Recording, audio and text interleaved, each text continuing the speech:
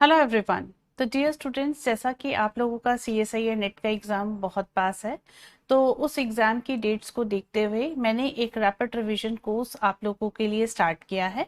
इसमें हम हर चैप्टर को बहुत ही शॉर्ट में सारे इंपॉर्टेंट टॉपिक्स को कवर करते हुए चलेंगे और साथ ही उन टॉपिक्स से रिलेटेड कुछ पीवाईक्यूज जो हैं उनको डिस्कस करेंगे। इसके साथ ही जो नेक्स्ट सेशंस होंगे आपके वो कम्प्लीटली पीवाईक्यू बेस्ड होंगे।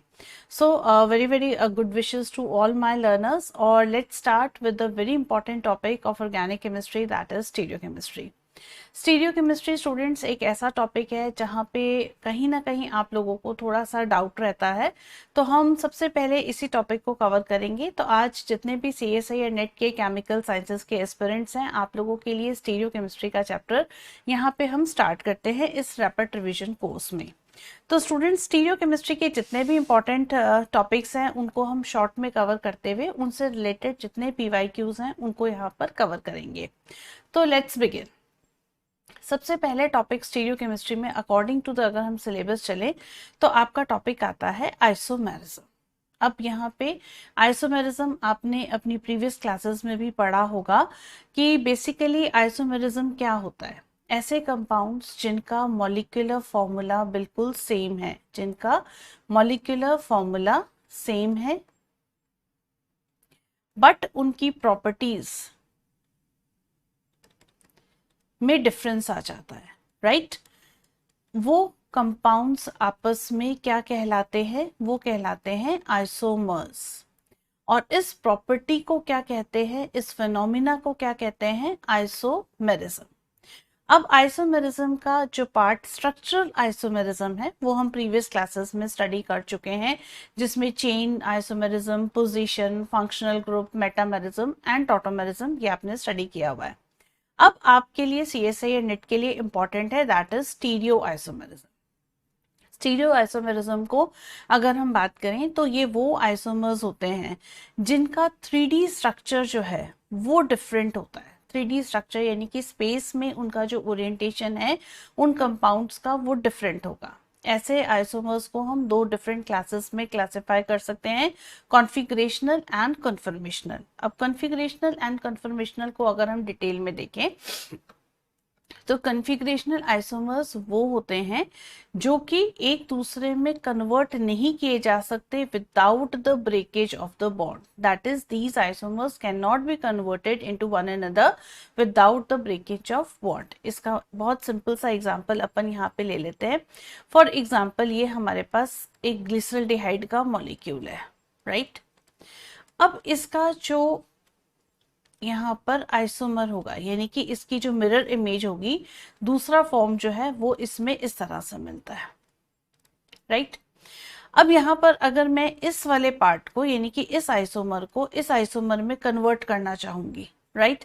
तो ये कैसे कन्वर्ट हो सकता है? इट मीन्स मुझे ये वाला बॉन्ड ब्रेक करना पड़ेगा, इस H की जगह OH लगाना पड़ेगा, ये वाला बॉन्ड ब्रेक करना पड़ेगा, इस OH की जगह H लगाना पड़ेगा। तो इट मीन्स इस आइसोमर को इसके अंदर कन्वर्ट करने के लिए या इस फॉर्म को इसके अंदर कन्वर्ट करने के लिए बॉन्ड को ब्रेक करना पड़ेगा, यानी कि बॉन्ड ब्रेकेज जो है वो एक एसेंशियल कंडीशन है। ऐसे आइसोमर्स जो होते हैं वो कन्फिगरेशनल आइसोमर्स कहलाते हैं। कॉन्फर्मेशनल आइसोमर्स में बॉन्ड ब्रेकेज की कोई भी नेसेसिटी नहीं होती है। अब यहाँ पर कन्फिगरेशनल आइसोमर्स जो होते हैं students, they are broadly classified into two categories. एक होते हैं एनेंशियोमर्स और दूसरे होते हैं डायस्टीरियोमर्स। अब इन दोनों के बीच में हम डिफरेंस देखते हैं। तो अगर किसी कंपाउंड की non super imposable mirror image isomer बनता है, जैसे आप यहाँ पे देख सकते हो, ये दोनों एक दूसरे के क्या बनेंगे? Non super imposable mirror image isomer. यदि मैं इस सेकंड वाले जो आइसोमरिक फॉर्म है इसको इसके ऊपर रखूंगी तो यहाँ H के ऊपर OH आ जाएगा, OH के ऊपर H आ जाएगा। इट मीन्स ये सुपर इम्पोज नहीं हुआ है ना। तो non super imposable mirror image isomers को कहा जाता है एनेंशियोमर्स। एनेंशियोमर्स जो होते हैं ये वो आइसोमर्स होते हैं जिनकी chemical property, physical property same होती है, मगर इनकी ऑप्टिकल प्रॉपर्टी डिफरेंट होती है। यानी कि जो इनकी प्लेन पोलराइज्ड लाइट को रोटेट करने की जो डायरेक्शन की प्रॉपर्टी है वो दोनों में डिफरेंस होगी। एक आइसोमर राइट में घुमाएगा, दूसरा आइसोमर लेफ्ट में लेकर जाएगा पीपीएल को। ये क्या कहलाते हैं? एनेंशियोमर्स। अगर हम बात करें डायस्टीरियोमर्स की, ठीक है, डायस्टीरियोमर्स वो आइसोमर्स होते हैं जो एक दूसरे के मिरर इमेज ही नहीं होते। तो एनेंशियोमर क्या हो गया? Non super imposable mirror image isomer, यानी कि ऐसे मिरर इमेज आइसोमर जो एक दूसरे के ऊपर सुपर इम्पोज ना हो, अध्यारोपित ना हो, उनको कहते हैं एनेंशियोमर्स। और जो मिरर इमेज आइसोमर्स ही नहीं होंगे उनको कहते हैं डायस्टीरियोमर्स। एनेंशियोमर्स की केमिकल प्रॉपर्टीज, फिजिकल प्रॉपर्टीज सब सेम होंगी, मगर उनकी ऑप्टिकल प्रॉपर्टी जो है वो डिफरेंट होगी, राइट। अगर हम बात करें डायस्टीरियोमर्स की, तो डायस्टीरियोमर्स के केस में इनकी केमिकल प्रॉपर्टी, इनकी फिजिकल प्रॉपर्टी, इनकी ऑप्टिकल प्रॉपर्टी सब कुछ चेंज होता है, सब में डिफरेंस आएगा। तो ये ब्रॉड क्लासिफिकेशन मैंने आपको बताया है कि स्टीरियो आइसोमरिज्म को हम 2 पार्ट्स में स्टडी करते हैं, कॉन्फ़िगरेशनल एंड कन्फर्मेशनल। आज के सेशन में हम कॉन्फ़िगरेशनल आइसोमर्स को स्टडी करेंगे। नेक्स्ट जो हमारा सेशन होगा वो कन्फर्मेशनल पे होगा। कॉन्फ़िगरेशनल आइसोमर्स को अगेन हमने 2 क्लासेस में क्लासिफाई किया, one is enantiomer, second is diastereomer. अब इसके बेसिस पे आपके सीएसआई नेट में कुछ इस तरह से क्वेश्चन आया हुआ है, जैसे कि identify the 2 isomers among the following compounds. अब आपको ए बी सी डी आप देख सकते हो, ये ए मॉलिक्यूल दिया हुआ है, ये बी फॉर्म दिया हुआ है, ये सी दिया हुआ है और ये डी दिया हुआ है। अब आपसे पूछा गया है कि इस ए बी सी डी में से कौन सा ऐसा पेयर है जो कि एनेंशियोमर है। एनेंशियोमर का मतलब non super imposable mirror image isomer के फॉर्म में है। तो अब यहाँ पे मैं आपको करेक्ट ऑप्शन बता देती हूँ और उसको सॉल्व कैसे करना है वो अप्रोच बताऊंगी। रेस्ट के मॉलिक्यूल्स जो हैं उनका खुद से आप फिशर प्रोजेक्शन फॉर्मूला बना के देखिएगा। तो यहाँ पे इस क्वेश्चन के लिए राइट चॉइस आपकी 4th वन है। It mean C and D जो है ये एक दूसरे के एनेंशियोमर्स है। अब किस तरह से है हम यहाँ पर देखते हैं। देखो सबसे पहले अपन सी को ड्रॉ करेंगे। आपको क्या दिया हुआ है? ये बी आर, ये प्लेन ऑफ पेपर से आगे की तरफ H, Br यहाँ पर, और प्लेन में दिया हुआ है CH3, राइट। अगर यहाँ पर देखें, यहाँ पे प्लेन में आपको दिया हुआ है CH3, प्लेन के पीछे दिया हुआ है Br और प्लेन के आगे की तरफ दिया हुआ है H। ये मॉलिक्यूल मैंने कौन सा ड्रॉ किया है? C वाला, ठीक है। अब आपको पता है जब भी हम फिशर प्रोजेक्शन फॉर्मूले में चेंज करते हैं हमेशा carbon chain in the form of ladder हमें चाहिए। ये चीज मैंने आप लोगों को कई बार सिखाई है। ये लैडर के फॉर्म में हमें कंप्लीट कार्बन चेन चाहिए। एक ग्रुप पीछे की तरफ, एक ग्रुप आगे की तरफ, एक ग्रुप पीछे की तरफ, एक ग्रुप आगे की तरफ, हमेशा ऐसे ही मॉलिक्यूल को सेट करना है। तो अब ये वाला CH3 तो देखो ऑलरेडी नीचे है, तो इसको तो हम कुछ भी नहीं करेंगे। ये रहा CH3, CH3 के बाद क्या आएगा? Br, Br के बाद क्या आएगा? H। इस वाले में हमें इस CH3 को नीचे की तरफ लेकर आना है। इट मीन्स हम इनका रोटेशन कराएंगे, तो ये CH3 नीचे की तरफ, CH3 के बाद क्या आ रहा है? H, तो H ये रहा, H के बाद क्या आ रहा है? Br, तो Br ये रहा। अब इस कंपाउंड को यदि मैं फिशर प्रोजेक्शन फॉर्मूले में लिखूं तो सबसे पहले क्या आ गया? CH3, यहाँ पे हमने लिख दिया CH3, उसके बाद क्या आ गया? H एंड देन Br, तो यहाँ पे H and then Br। Next में Br देन H, तो हमने यहाँ पे लिख दिया Br एंड देन H और ये रहा CH3। इट मीन्स C जो कंपाउंड था, मॉलिक्यूल था, उसका फिशर प्रोजेक्शन फॉर्मूला ये बन गया। अब सेम ऐसा कैसा हम D को करेंगे। तो ये हमारे पास Br जो है ये प्लेन ऑफ पेपर के पीछे, CH3 प्लेन ऑफ पेपर के आगे की तरफ और H जो है वो प्लेन में है। इसी तरह से सेकंड कार्बन पर देखिए Br जो है वो यहाँ पे फ्रंट में, हाइड्रोजन जो है वो पीछे की तरफ और CH3 जो है वो प्लेन में। अगेन इसको कंप्लीट लैडर के फॉर्म में हम चेंज करेंगे। तो अब आप देखिए ये CH3 ग्रुप मुझे नीचे की तरफ लाना है, इधर भी CH3 मुझे नीचे की तरफ लाना है। एक ग्रुप पीछे, एक ग्रुप आगे, एक ग्रुप पीछे, एक ग्रुप आगे, राइट। अब ये CH3 नीचे आया तो CH3 के बाद जो ग्रुप आ रहा है आपके पास वो कौन सा है, हाइड्रोजन। इट मीन्स इधर H इधर Br, राइट। यहाँ पे CH3 के बाद में जो ग्रुप आ रहा है वो कौन सा है, Br। इट मीन्स इधर Br इधर H, ऐसे ये चीज लगेगी। इसको भी अगर फिशर प्रोजेक्शन फॉर्मूले में हम कन्वर्ट करें तो ये रहा CH3 then Br and H, तो यहाँ पे क्या आ जाएगा, Br and then H, then H and Br, ये रहा H एंड देन Br, और ये हमारा CH3। अब इन दोनों फॉर्म्स को, ये आपके पास C फॉर्म है, ये आपके पास D फॉर्म है। अगर आप देख सकते हो ये क्या बन गया, मिरर इमेज आ गया, H के सामने H, Br के सामने Br, मगर इमेज जो मिरर इमेज बना है वो कैसा है, नॉन सुपर इम्पोजिबल। अगर मैं D को C के ऊपर रखूंगी तो Br वाली जगह पे H आ जाएगा, तो यहाँ पर ये क्या बन गए, non super imposable mirror image isomers, right.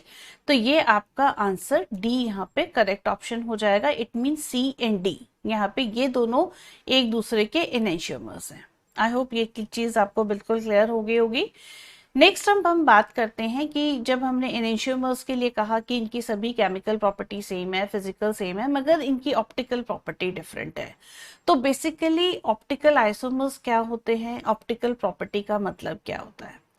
यदि एनेंशियोमर जो है वो प्लेन पोलराइज लाइट को, दोनों एनेंशियोमर एक पेयर जो होता है यानी कि आइसोमर्स जो है वो PPL को डिफरेंट डायरेक्शंस में रोटेट करते हैं, तो ऐसा आइसोमर, ऐसा एनेंशियोमर जो कि प्लेन पोलराइज लाइट को क्लॉकवाइज डायरेक्शन में रोटेट करे वो डेक्स्ट्रो रोटेटरी कहलाता है, और उसको शॉर्ट में हम स्मॉल d या प्लस से यहाँ पे लेबल कर देंगे। इसी तरह से वो एनेंशियोमर जो प्लेन पोलराइज लाइट को एंटी क्लॉकवाइज डायरेक्शन में मूव करे या लेफ्ट में मूव करे वो लीवो रोटेटरी कहलाता है, और उसको स्मॉल l से या माइनस साइन से हम लेबल कर देते हैं। तो ये ऑप्टिकल प्रॉपर्टी जो आइसोमर्स शो करते हैं उसको डिनोट करने के लिए या तो वो डेक्स्ट्रो रोटेटरी आइसोमर होगा या लीवो रोटेटरी होगा। Then comes chiral centre and chirality. Stereo अगर हम स्टडी कर रहे हैं तो सबसे पहले बहुत ज़रूरी है कि हम कायरल सेंटर और कायरलिटी का एक्चुअल जो मीनिंग है उसको समझिए। देखिए कार्बन की वैलेंसी कितनी होती है, 4। अगर हम कार्बन की बात करें तो कार्बन के केस में कायरल सेंटर या एसिमेट्रिक सेंटर या कायरल कार्बन, हम उस कार्बन को कहेंगे जिसकी चारों वैलेंसीज डिफरेंट है, क्योंकि उसकी 4 ही वैलेंसी हैं और वो चारों डिफरेंट है, तो ऐसा सेंटर कायरल सेंटर कहलाएगा। अब कायरलिटी क्या होती है, ऐसे मॉलिक्यूल्स जो कि अपनी मिरर इमेज के ऊपर नॉन सुपर इम्पोजेबल होते हैं, जो भी हमने एनेंशियोमर वाला केस देखा था, तो ऐसे मॉलिक्यूल्स को कायरल कहते हैं और इस फिनोमिना या इस प्रॉपर्टी को हम कायरलिटी कहते हैं। अब सबसे इंपॉर्टेंट बात हम यहाँ पे डिस्कस करते हैं कि कायरल सेंटर क्या है। क्या ये एक सिर्फ एक ही शर्त है जो कि कायरलिटी या एनेंशियोमेरिज्म को जनरेट करता है, तो यहाँ पे इसके लिए स्टेटमेंट है कि chiral centre is a condition for chirality या ऑप्टिकल आइसोमेरिज्म या enantiomerism, but it is not the necessary condition. इसका मतलब क्या हुआ कि यदि किसी मॉलिक्यूल के अंदर कायरल सेंटर है तो क्या वो कायरलिटी को प्रोड्यूस करेगा, यानी कि एनेंशियोमर बनाएगा, it means optical activity show करेगा, प्लेन पोलराइज लाइट को डिफरेंट डायरेक्शंस में रोटेट करेगा। तो हम यहाँ पे 3 डिफरेंट केसेस देखेंगे। सबसे पहला केस हम कहेंगे कायरल सेंटर है, कायरलिटी जनरेट हो गई। सेकेंड केस हम देखेंगे कायरल सेंटर है मगर कायरलिटी जनरेट नहीं हुई, और थर्ड केस देखेंगे कायरल सेंटर नहीं है मगर फिर भी कायरलिटी जनरेट हुई। तो इन तीनों चीजों को हम 1 बाय 1 यहाँ पे डिस्कस करते हैं। सबसे पहले आप यहाँ पे देख सकते हो ये वाला जो कायरल कार्बन एटम है, basically this is chiral centre. इसके आप देख सकते हो चारों वैलेंसीज डिफरेंट है, ग्लिसरल्डिहाइड में चारों वैलेंसीज डिफरेंट है। तो अगर कायरल सेंटर प्रेजेंट है तो कायरलिटी होनी चाहिए, एनेंशियोमर बनना चाहिए, 2 आइसोमर्स बनेंगे जिनमें से एक PPL को राइट में रोटेट करेगा, एक लेफ्ट में रोटेट करेगा। तो आप देख सकते हो ये इसका कायरल सेंटर, यहाँ पे ये इसका non super imposable mirror image isomer बना। इट मीन्स ये दोनों आपस में एनेंशियोमरिक हैं। तो यदि एक जो है वो प्लेन पोलराइज लाइट को क्लॉकवाइज डायरेक्शन में रोटेट कर रहा है, जिसको हमने प्लस से शो किया है, तो दूसरा प्लेन पोलराइज लाइट को एंटी क्लॉकवाइज डायरेक्शन में रोटेट करेगा, जिसको हमने माइनस से शो किया है। तो इट मींस कायरल सेंटर ने कायरलिटी को जनरेट किया। तो ये केस हमने यहाँ पे स्टडी किया। ऐसे आप बाकी के एग्जांपल्स देख सकते हो, इन सब में ये कायरल सेंटर है, तो सभी 4 ग्रुप्स डिफरेंट है, तो इट मींस ये कायरलिटी को जनरेट करेंगे। यहाँ पर ये भी कायरल सेंटर है, यहाँ पे ये भी कायरल सेंटर है। अगर सपोज हमारे पास ये कंपाउंड है, इसके अंदर ये दोनों हाइड्रोजन प्रेजेंट है, तो क्या ये एनेंशियोमर बनाएगा? नहीं, ये एनेंशियोमर नहीं बना सकता, क्योंकि इसकी जो मिरर इमेज होगी वो सुपर इम्पोज हो जाएगी एक दूसरे के ऊपर। तो सुपर इम्पोजेबल आइसोमर्स जो होते हैं वो एनेंशियोमर्स नहीं होते, तो यहाँ पे ये कायरलिटी को जनरेट नहीं कर सकता। अब हम सेकेंड केस देखेंगे कि कायरल सेंटर प्रेजेंट है मगर कायरलिटी फिर भी नहीं है। तो यहाँ पर आप देख सकते हो ये दोनों क्या है, कायरल सेंटर्स हैं। ये भी एक कायरल सेंटर है, ये भी एक कायरल सेंटर है। टार्ट्रिक एसिड के केस में अगर ये इस तरह से H और OH अलाइन किए गए हैं तो यहाँ पे D और L दो डिफरेंट फॉर्म्स बनते हैं। मगर अगर दोनों H एक ही डायरेक्शन में है, दोनों OH एक ही डायरेक्शन में है, उस कंडीशन में कंपाउंड के अंदर से एक यहाँ पे आप देख सकते हो प्लेन ऑफ सिमेट्री प्रेजेंट है। तो जब प्लेन ऑफ सिमेट्री यहां से मिलेगी, इट मींस एक ऐसा इमेजिनरी प्लेन जिसके थ्रू यदि हम मॉलिक्यूल को कट करें तो एक हाफ दूसरे हाफ का मिरर इमेज होगा, राइट। तो इट मींस यदि ऊपर का half part plane polarise light को क्लॉकवाइज डायरेक्शन में मूव कर रहा है, तो नीचे का हाफ पार्ट जो है वो प्लेन पोलराइज लाइट को एंटी क्लॉकवाइज रोटेट कर देगा। तो यहां पर क्या हो जाएगा, ऑप्टिकल रोटेशन कैंसिल हो जाएगा और प्लेन पोलराइज लाइट अनडिफ्लेक्टेड पास हो जाएगी। तो ऐसे में हमें लगेगा कंपाउंड ने ऑप्टिकल एक्टिविटी शो नहीं की। तो ये हमारा सेकंड केस है जबकि कायरल सेंटर प्रेजेंट है मगर यहाँ पे कायरलिटी जो है वो नहीं है, राइट। क्यों? क्योंकि प्लेन ऑफ सिमेट्री आ गई। इसके कारण से मीसोटार्ट्रिक एसिड जो है वो ऑप्टिकली इनएक्टिव है, वो प्लेन पोलराइज लाइट को रोटेट नहीं करता। थर्ड केस यहाँ पर हम देखते हैं कि हमारे पास कोई भी कायरल सेंटर नहीं है मगर फिर भी कायरलिटी है, ऑप्टिकल एक्टिविटी शो हो रही है, एनेंशियोमर्स बन रहे हैं। ये केसेस कहाँ पे मिलता है? जैसे आपके पास सपोज करो बाइफिनाइल्स है, एलीन्स है, स्पायरो कंपाउंड्स हैं, इन सब के अंदर इस तरह के आपको एग्जाम्पल्स देखने को मिलेंगे। मगर कंडीशन क्या रहेगी, जैसे सपोज करो आपके पास यहाँ पे एलीन्स है, ये जो ग्रुप है ये एक दूसरे से डिफरेंट होने चाहिए, फर्स्ट कंडीशन। सेकेंड कंडीशन क्या है कि अगर ये half part of the molecule plane में है तो हाफ पार्ट प्लेन से नीचे और हाफ पार्ट जो पार्ट है वो अबव द प्लेन होना चाहिए। चाहे आप एलीन्स का लो, स्पायरो का लो, बाइफिनाइल्स का लो, सब में यही कंडीशन फॉलो होगी। ये ए और बी डिफरेंट होने चाहिए। ये रिंग यदि आपकी प्लेन में आ गई तो ये पार्ट एक आपका प्लेन से नीचे और एक प्लेन से ऊपर की तरफ होना चाहिए। तो इस कंडीशन को यदि हम देखेंगे तो यहाँ पे कोई कायरल सेंटर नहीं है मगर फिर भी इनकी जो मिरर इमेजेस बनेंगी वो non superimposable to each other आएगा, क्योंकि जो यहाँ पे रिंग बनी, सपोज ये रिंग है, अब इसकी जब आप मिरर इमेज देखोगे तो ये वाली रिंग यहाँ पर आएगी। तो जब हम इसको इसके ऊपर सुपर इम्पोज करेंगे तो वो रिंग जो कि प्लेन के अंदर है उसके ऊपर वो रिंग आ जाएगी जो above the plane and below the plane है, तो ये एक दूसरे के ऊपर सुपर इम्पोज नहीं होंगे। तो ये कंडीशन एनेंशियोमरिज्म को जनरेट करेगी। तो ये वो एग्जांपल्स हैं जिनके अंदर कोई कायरल सेंटर नहीं है but they are executing the chirality, optical activity इनके अंदर पाई जा रही है। अब इसी के बेस पे आपका CSIR नेट का अगेन ये क्वेश्चन है कि आपको ये बताना है कि कौन सा इनमें से आइसोमर ऑप्टिकली एक्टिव है। तो अब आपको करना क्या है, जैसे फर्स्ट वाला देखिए, आपके पास इस तरह का कंपाउंड दिया हुआ है, ये 2 मिथाइल ग्रुप है, राइट। अब इसको थोड़ा सा इजीली अगर आप देखोगे ना तो इसको ऐसे शो कर सकते हैं अपन, ये दोनों मिथाइल ग्रुप है इस तरह से। तो इस कंपाउंड के अंदर यहां से बिल्कुल मिड से आपके पास प्लेन ऑफ सिमेट्री पास हो गया, इट मीन्स ऑप्टिकली इनएक्टिव हो गया। ऐसे ही सेकेंड वाले में यहाँ से प्लेन ऑफ सिमेट्री पास हो जाएगा, थर्ड में भी यहाँ से प्लेन ऑफ सिमेट्री पास हो जाएगा। इवन अगर अब मैं आपको थर्ड इस तरह से बना के दिखाऊं तो आप देखो यहाँ पे फर्स्ट और आपके पास पोजीशन कौन सी आ गई, यहाँ पे फर्स्ट, फिर एक का गैप है, फिर सेकेंड। तो यहाँ पे CH3 ऊपर की तरफ, यहाँ पे CH3 नीचे की तरफ। इट मींस प्लेन के साथ साथ सेंटर भी आ गया आपके पास, राइट।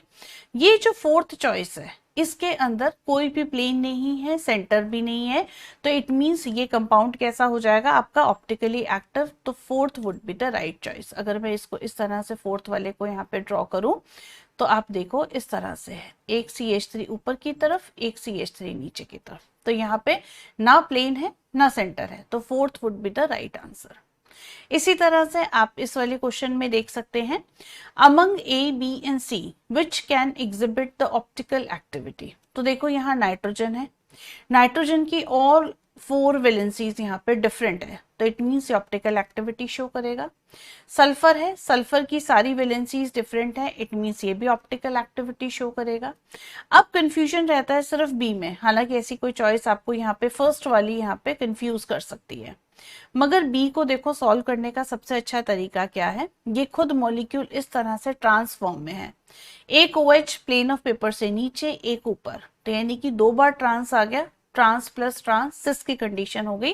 ये शॉर्ट मैट्रिक्स मैंने आपको बहुत बार बताई हुई है। सिस कंडीशंस में दोनों H एक तरफ, दोनों OH एक तरफ, इधर भी CH2OH, इधर भी CH2OH, राइट। तो इस कंपाउंड के अंदर यहां से क्या निकल गया आपका प्लेन ऑफ सिमेट्री, तो ये ऑप्टिकल एक्टिविटी नहीं शो कर सकता। इट मींस आपकी राइट चॉइस यहाँ पे थर्ड वन हो जाएगी A and C। अब नेक्स्ट आगे अगर हम बात करें नॉमेनक्लेचर्स की, तो मोस्ट इंपॉर्टेंट नॉमेनक्लेचर्स जो आपके यहाँ पर कन्फिग्रेशन पूछे जाते हैं DL, RS, EZ, राइट।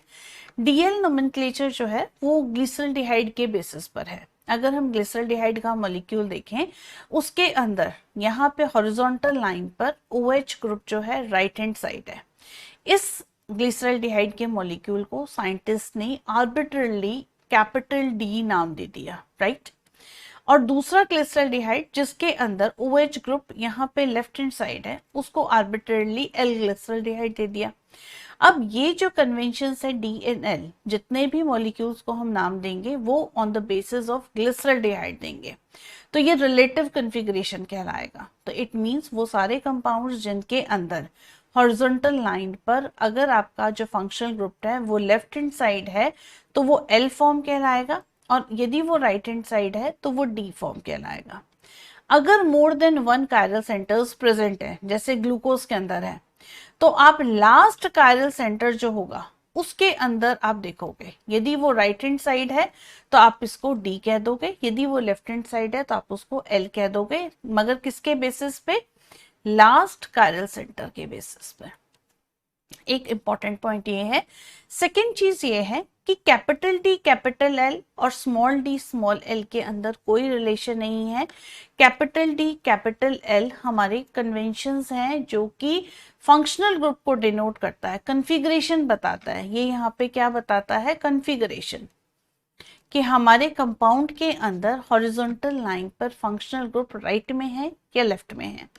और small d small l optical activity बताता है, ये यहाँ पे ऑप्टिकल एक्टिविटी बताता है कि हमारा जो कंपाउंड है वो PPL को क्लॉकवाइज घुमा रहा है या एंटी क्लॉकवाइज घुमा रहा है। इसके बाद यहाँ पे हम बात करते हैं नेक्स्ट एब्सोल्यूट कन्फिगरेशन की, जिसमें RS और EZ इन दोनों को हम स्टडी करेंगे। RS नोमेनक्लेचर के लिए आपको सिर्फ इतना सा ध्यान रखना है कि जो कायरल सेंटर है उसके ऊपर हम क्या करेंगे, जितने भी ग्रुप्स जुड़े हुए हैं उनको सिर्फ रूल्स के अकॉर्डिंग हम 1 2 3 हम इनको प्रायोरिटी देंगे। अब 1 से 2 2 से 3 जाते हुए यदि हमारी आई क्लॉकवाइज जा रही है तो कंपाउंड को हम R नाम दे देंगे, और यदि एंटी क्लॉकवाइज जा रही है तो हम S दे देंगे। मगर कंडीशन ये रहेगी कि फोर्थ जो ग्रुप है लीस्ट प्रायोरिटी का should be away from the viewer, away from the viewer. अगर ऐसा नहीं है तो आपका आंसर जो आर आया है उसको आप चेंज कर दीजिए एस में, अगर एस आया है तो उसको चेंज कर दीजिए आर में। अदरवाइज आपको क्या करना पड़ता है, कायरल सेंटर पे 2 चेंजेस करने पड़ते हैं। तो उससे अच्छा शॉर्ट में ये रहता है कि ये हमारे पास फिक्टिशियस कॉन्फ़िगरेशन है और रियल इसका जस्ट क्या हो जाएगा, रिवर्स हो जाएगा। तो यहाँ पे आप देख सकते हो जैसे ये कायरल सेंटर है, अब से रूल्स के अकॉर्डिंग इसका एटॉमिक वेट जो है, एटॉमिक नंबर ऑक्सीजन का सबसे ज्यादा, तो हमने एटॉमिक नंबर के बेसिस पे ऑक्सीजन को सबसे ज्यादा प्रायोरिटी दी, नंबर 1। फिर CHO ग्रुप आएगा, फिर CH2OH एंड देन H। आप किस डायरेक्शन में मूव करें, 1 से 2, 2 से 3 जाते हुए एंटी क्लॉकवाइज, राइट। तो आपका यहाँ पे कंपाउंड का कन्फिग्रेशन क्या होना चाहिए था, S, मगर क्योंकि फोर्थ ग्रुप यहाँ पर हॉरिजॉन्टल लाइन पे है, it should be on the vertical line, ठीक है। फिशर प्रोजेक्शन फॉर्मूले में जो वर्टिकल लाइन के ग्रुप्स हैं वो आपके प्लेन ऑफ पेपर से नीचे होता है, अवे फ्रॉम द वियर होता है। तो फोर्थ ग्रुप हमेशा ध्यान रखिएगा या तो इस जगह आए या इस जगह आए, यानी कि वर्टिकल लाइन पे आना चाहिए। अगर वो हॉरिजॉन्टल लाइन पे आ रहा है तो अगेन आपको कॉन्फ़िगरेशन को चेंज करना पड़ेगा। इस कंपाउंड का कॉन्फ़िगरेशन इंस्टेड ऑफ एस अब क्या हो जाएगा, आर हो जाएगा। अब यहाँ पे सिप रूल्स की बात कर लेते हैं। RS और EZ दोनों में आपके CIP rules, Cahn, Ingold, Prelog, priority rules follow होंगे। जिस एटम का जितनी ज्यादा एटॉमिक नंबर उसकी प्रायोरिटी उतनी ज्यादा, यानी कि फ्लोरीन से ज्यादा क्लोरीन, क्लोरीन से ज्यादा ब्रोमीन, ब्रोमीन से ज्यादा आयोडीन। अगर एटॉमिक नंबर सेम है तो हम मास को देखेंगे, यानी कि जितना ज्यादा मास होगा उसका उतनी ज्यादा प्रायोरिटी होगी। तो यहाँ पे आइसोटोप के केस में जैसे जैसे मास बढ़ेगा वैसे वैसे उसकी प्रायोरिटी बढ़ती जाएगी। तो ट्राइटियम की ज्यादा होगी, then deuterium and then H। Then third point है कि यदि 2 सब्स्टिट्यूएंट्स हैं जिनकी बिल्कुल इक्वल प्रायोरिटी है तो हम उसके बाद नेक्स्ट पे जाएंगे, उन दोनों की भी सेम है, फिर उसके बाद नेक्स्ट पे जाएंगे। तो till the point of difference हमें नहीं मिल जाता तब तक हम आगे मूव करते जाएंगे। जैसे अब यहाँ पे CH3 और हमने CH2 CH3 देखा, तो सपोज यहाँ पे एक है यहाँ पे CH3 और एक है आपके पास CH2 CH3। तो इस कायरल कार्बन एटम पे यहाँ पे सपोज कोई और ग्रुप्स जुड़े हुए हैं, तो यहाँ पे देखो ये भी कार्बन, ये भी कार्बन, तो कैसे डिसाइड करेंगे, आगे चलें। ये कार्बन 3 हाइड्रोजन से जुड़ा हुआ है, मगर ये कार्बन 2 हाइड्रोजन और 1 कार्बन से जुड़ा हुआ है, तो इट मीन्स प्रायोरिटी इस ग्रुप को मिलेगी, तो हम इसको प्रायोरिटी दे देंगे। तो इसीलिए इथाइल की प्रायोरिटी मिथाइल से ज्यादा होती है। अगर हमारे पास डबल या ट्रिपल बॉन्ड है तो उसको किस तरह से कंसिडर करेंगे, फॉर एग्जाम्पल आपके पास CN ग्रुप है, तो इसको जब हम कंसिडर करेंगे तो एक कार्बन 3 नाइट्रोजन से जुड़ा हुआ हम मानेंगे प्रायोरिटी को काउंट करने के लिए। तो इस तरह से डबल बॉन्डेड और ट्रिपल बॉन्डेड में आपको ग्रुप्स को ओपन करके लिखना है। अब इसी के बेसिस पर हम यहाँ पर देखते हैं, आपके पास एक एग्जाम्पल ये दिया हुआ है। द करेक्ट न्यूमैन प्रोजेक्शन आपको 2s3rd3os का पूछा गया है कि इनमें से कौन सा होगा। अब यहाँ पर देखो थोड़ा सा मॉलिक्यूल को हमें यहाँ पर देखना पड़ेगा कि सभी के अंदर जो फ्रंट कार्बन है उसमें CHO दिया हुआ है ऊपर की तरफ और यहाँ नीचे की तरफ क्या दिया हुआ है, CH2OH, राइट। तो इस तरह का ये कंपाउंड हमें दिया हुआ है। ये देखिए CHO सबसे पहले ऊपर, then we have OH and then we have H, यहाँ पे H, यहाँ पे OH और यहाँ पे आपको दिया हुआ है CH2OH, राइट। इसको यदि मैं इस तरह से शो करूं तो आप देखो सबसे पहले नीचे मुझे क्या दिया हुआ है, CH2OH, राइट। उसके बाद आपके पास H और OH ये 2 ग्रुप जुड़े हुए हैं, तो ये पीछे की तरफ और ये आगे की तरफ, ये रहा H, ये रहा OH, राइट। देन यहाँ पे देखें इधर ग्रुप क्या आएगा, लैडर के फॉर्म में CHO, अगेन एक ग्रुप पीछे एक ग्रुप आगे, पीछे क्या जुड़ा हुआ है, OH ग्रुप, ये रहा हमारे पास OH group and then we have H। तो मैंने इस फिशर प्रोजेक्शन फॉर्मूले को किस में कन्वर्ट कर दिया, यहाँ पर सॉहर्स फॉर्म में ले गए, राइट।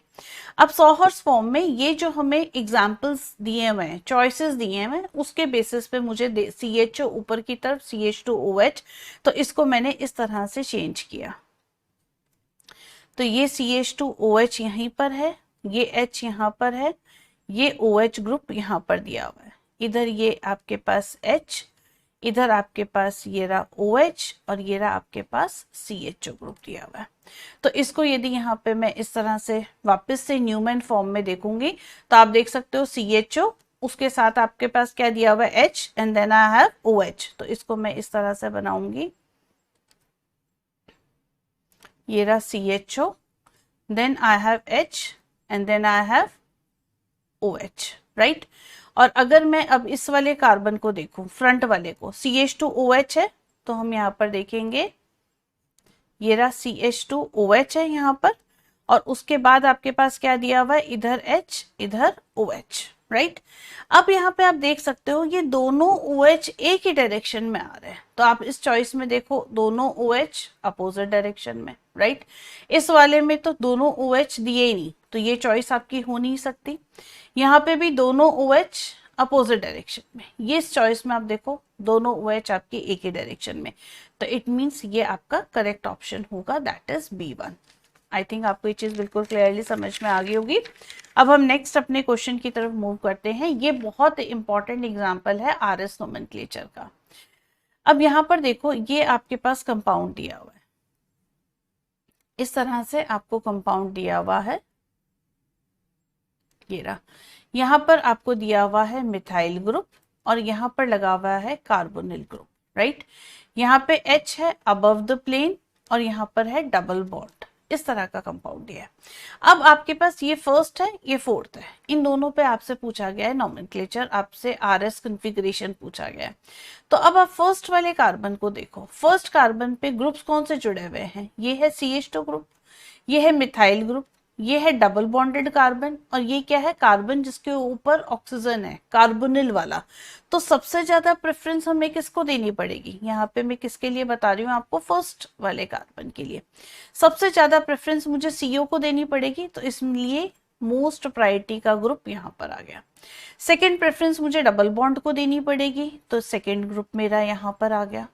थर्ड प्रेफरेंस मैंने किसको दिया, यहाँ पे आपके पास कार्बन, क्योंकि ये कार्बन, ये भी कार्बन, ये कार्बन आगे फिर कार्बन से जुड़ रहा है, मगर इस पे 3 हाइड्रोजन है, तो इट मींस थर्ड प्रायोरिटी मेरी ये हो जाएगी और फोर्थ प्रायोरिटी मेरी यहाँ पर ये है। 1 से 2, 2 से 3 हम मूव करें, डायरेक्शन क्या हो गई, क्लॉकवाइज, क्लॉकवाइज के लिए क्या हो जाएगा R। अब फोर्थ वाले, इस वाले कार्बन को देखिए आप, इस फोर्थ वाले के अंदर अगर हम ग्रुप्स प्रायोरिटी के देखें तो सबसे ज्यादा क्या हो जाएगी, डबल बॉन्ड वाली कंडीशन, इसको हमने नंबर 1 दे दिया। देन नॉर्मल CH2 ग्रुप, ये कंडीशन हो जाएगी। फिर ये वाला CH2 ग्रुप थर्ड, क्योंकि इस CH2 के बाद CO है, तो आपने सेकेंड प्रेफरेंस इसीलिए इसको दी। और फोर्थ ग्रुप आपके पास हाइड्रोजन दिया हुआ है, ये रहा।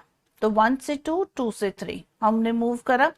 यहाँ पे डायरेक्शन क्या हो गई, एंटी क्लॉकवाइज, एंटी क्लॉकवाइज है, मगर फोर्थ ग्रुप प्लेन से ऊपर है, तो हम इसको चेंज कर देंगे और ये किस में चेंज हो जाएगा, R में। इट मींस फर्स्ट का भी R आया, फोर्थ का भी R आया, दोनों का R आ गया आपके पास, तो आपके पास चॉइस कौन सी हो जाएगी, फर्स्ट वन। ये बहुत इंपॉर्टेंट एग्जाम्पल है जो कि एग्जाम में आपसे बहुत बार पूछा जाता है।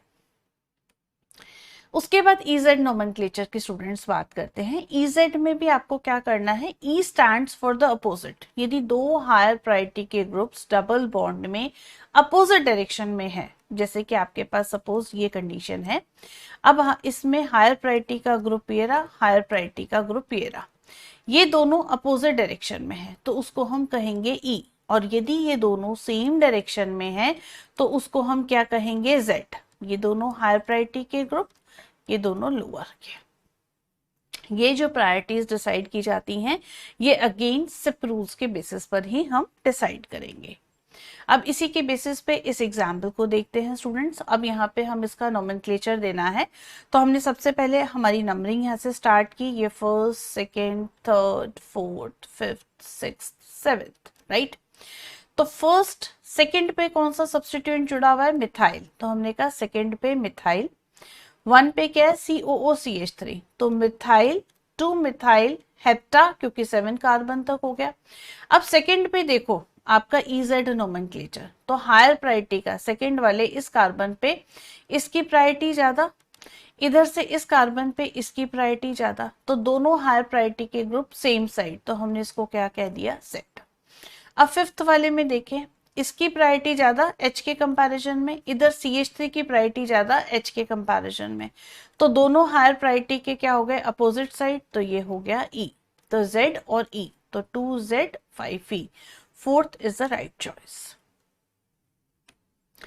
सो this is all about some important topics जो हमने आज स्टीरियोकेमिस्ट्री के कवर किए। कल का जो सेशन होगा स्टूडेंट्स, उसमें हम कन्फर्मेशनल एनालिसिस करेंगे और ऐसे ही सब्सिक्वेंटली क्रैम रूल और पीवाईक्यूज को हम 1 या 2 सेशंस में आई थिंक स्टीरियोकेमिस्ट्री को कवर कर जाएंगे। So thank you so much, और सभी जने इस वीडियो को डेफिनेटली पसंद आए तो लाइक ज़रूर कर दीजिएगा। Thank you so much.